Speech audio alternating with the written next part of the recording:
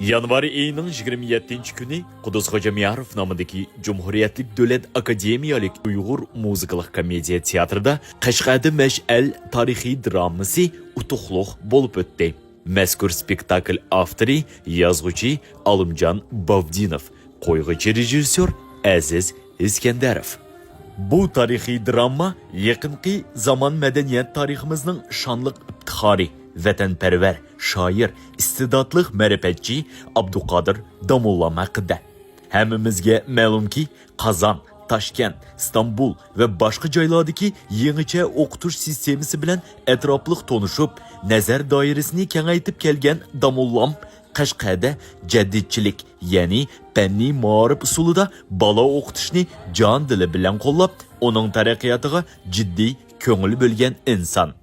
Tomoshabinlarning arsida Cumhuriyetlik Aziya bugun Gesning bosh muharriri, yozuvchi Tilman aka Nurxonov. Tilman aka, assalomu alaykum. Bugungi Qashqarda Mash'al spektaklidan qanday ta'sirot oldingiz?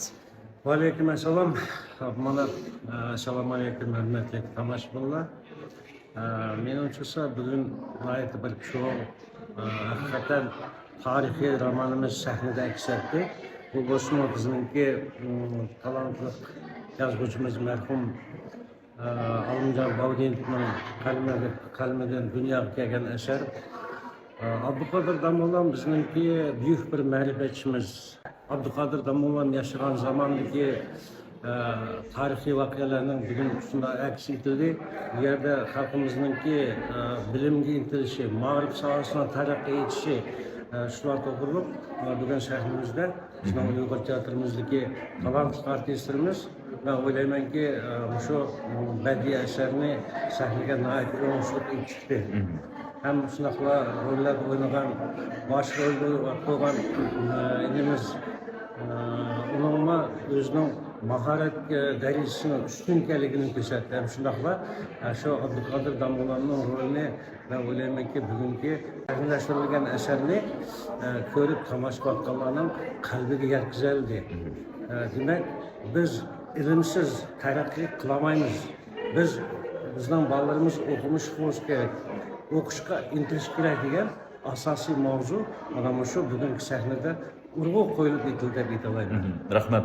Endi o'zingizni Qashqarda yurgandek his qildingizmi? Shunday tuyg'ular bo'ldimi? Haqiqatan bu tarixiy asar bo'lgandan keyin bizning teatrimizdagi san'atkorlarimizda shunaqa bir qobiliyat borda, har qanday sahna asarini qo'ygan chog'da uni ko'rib o'tirgan odam shu qaynamga kirib ketgandek o'zini sezdi. Bugun haqiqatan biz, ben o'ylaymanki, malla emas, mana shu teatrga kelib shu asarni ko'rib o'tirgan tomoshabinlarning hammasi o'zini Qashqarda sezdi. Shu tarixiy vaziyatga sho'ng'idi deb o'ylayman. Tushunchli, rahmat. Endi Tilman aka, siz bizning Cumhuriyetlik gezitida xizmat atqandan keyin shu o'zimizning ana tillik gezitlarimizda bizning xalqimizni, tomoshabinlarni teatrga chaqirish bo'yicha e'lonlar bo'lamdi? Albatta bo'ldi. Biz undan keyin gezitimiz turaqli teatrga o'tgan har qanday spektakllarni, yangi qo'yilmalarni hammasini gezitimizda şeyde yezib, gez xalqimizga tanıştırıp kelyapmiz. Hem shundoqla bu işimiz yani davom ettiramiz, çünkü gezitni teatrsiz, teatrni gezsiz tasavvur qilishga bo'lmaydi. Gezitning o'qirmanlari teatrning tomoshabinlari. Teatrning tomoshabinlari gezitimizning o'qirmanlari. Shunaqa.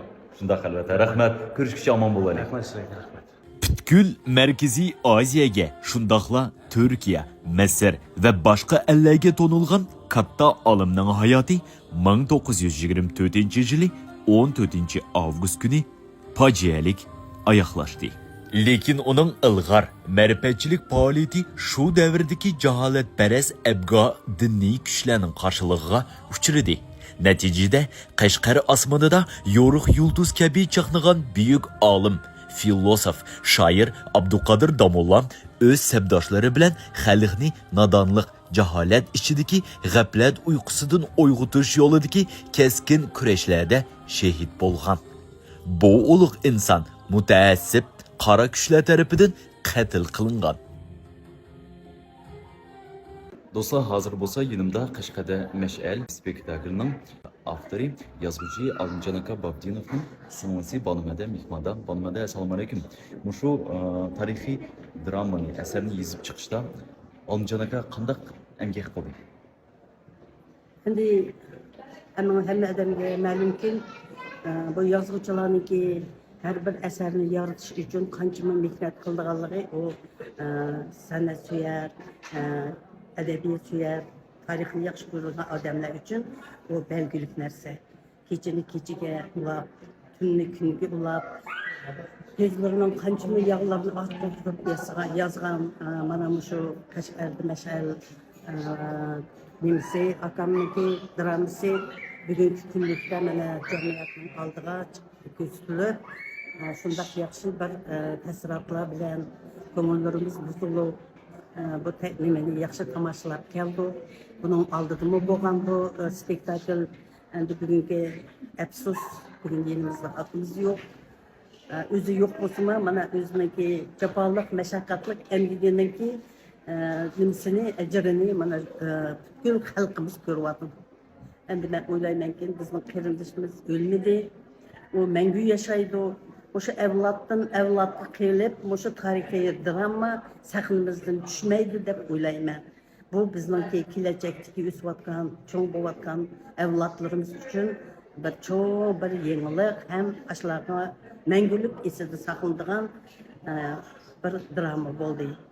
Endi tarixni yaxshi ko'rgan odamlar buni cho'nqur nimalar baholaydi.